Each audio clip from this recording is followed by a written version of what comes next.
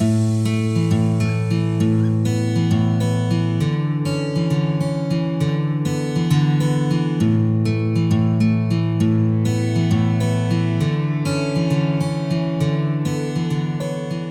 to Vietnam Insights. I'm Adam Correll. I'm Matthew Lowry. Today we're going to look at Vietnam accounting standards. So Matt, VAS, Vietnam Accounting Standards versus IFRS.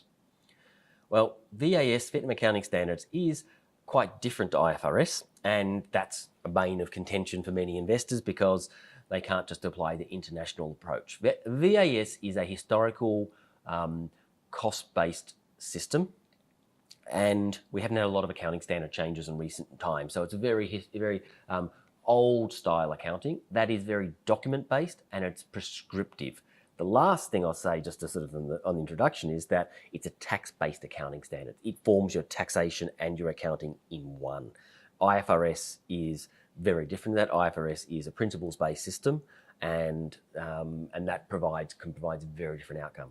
Yeah. So in my area, I know it affects valuations a lot. Are other areas that stand out? Well, valuations is the first one that stands out because there's no difference between, in VAS it's historical cost. In IFRS there's impairment, there's revaluation, there's market value issues, net is historical cost. And a good example of that is stock on hand. There's no lower of cost or net realisable value. You're not testing it for realisation. It's cost. That's what you're carrying it at.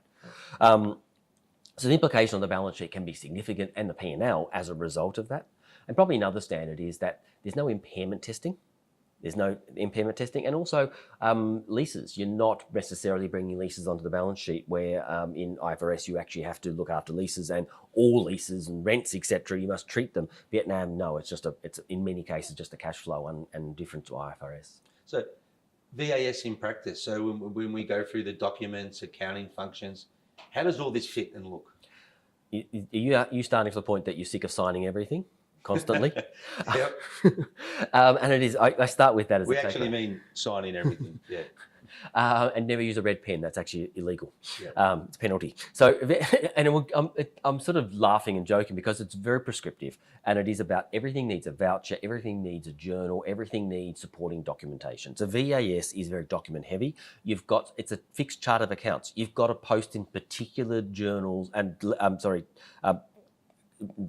account numbers for specific transactions, and you can be penalised if you don't, because the VAS accounting system is the tax system. So you must follow that. It must be done in Vietnamese language.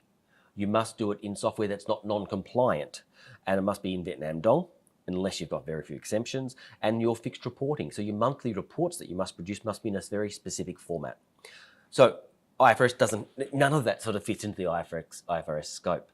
So with that, your international approach to accounting, and you see this every day, doesn't necessarily fit. You can't just throw your foreign system. You can't have a global accounting centre for your 12 countries that does Vietnam, because Vietnamese language, Vietnamese dong, currency, reporting formats becomes quite complicated. Yep. So that leads us into working with both systems if you're a cross-border company.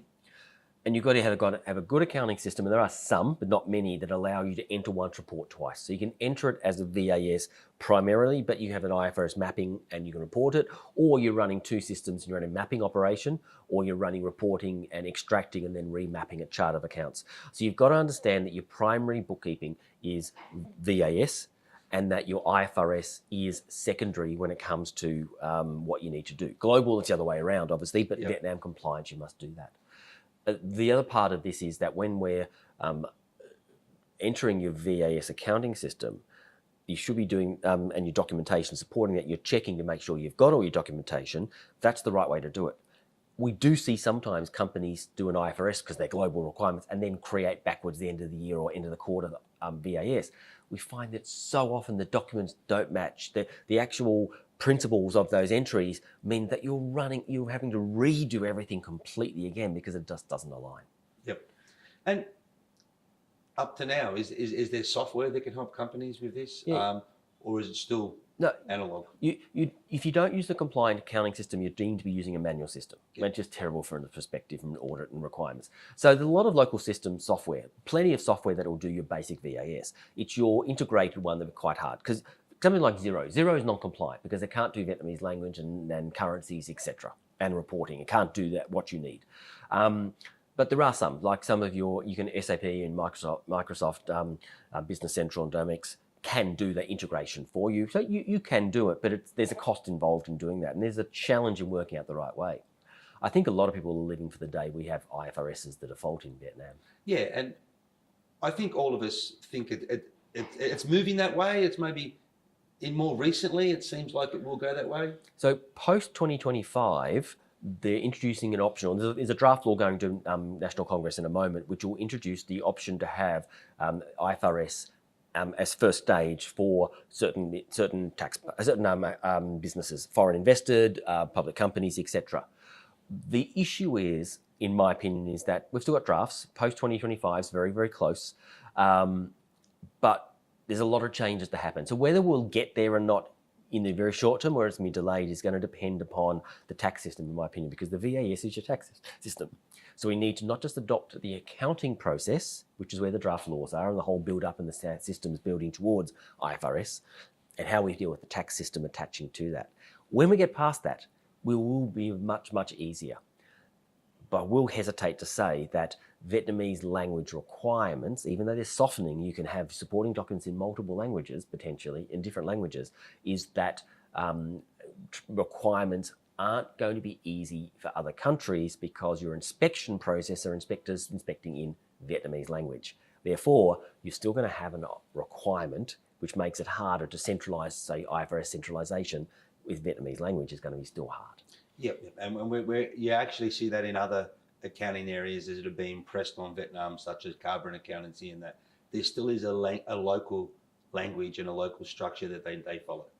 And that is, to come back to some of the topics we've talked about in other presentations, other videos, is that the governance, compliance and understanding and localising, making sure they're locally compliant is critical. Understanding VAS is critically important for not having penalties and remaining compliant. Any other key takeaways, mate?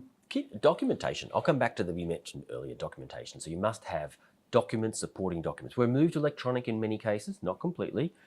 There's still a lot of signing. As I said, you've got to sign a lot of documents and you've got to make sure you've retained them for 10 years because tax inspections is inspection of the documents. Just something might be a transaction with merit, but if you don't have supporting documents or you've done the wrong journal or entered in the wrong account, you can be penalised and lose and non-tax deductible and penalised for incorrect accounting procedures. So, and be prepared to sign. As we said earlier, your arm gets very sore. And it's not, it is the process. So don't fight the system. Don't fight the logic and why that doesn't seem right. It's just a process and it's very much paper-based and it's very much a compliance approach as opposed to a, modern accounting is based upon principles and it's based upon logic and applying. It's a very much a different approach to be successful in Vietnam. Yeah, and be on top of this process from day dot. It's a habit, it's a behaviour, it's an expectation. It's very hard to fix going backwards. Yep. Agreed. Great to talk. Thanks a lot. Next episode will be on governance for foreign investors and reporting structures. I'm Matthew Lowry. I'm Adam Coral.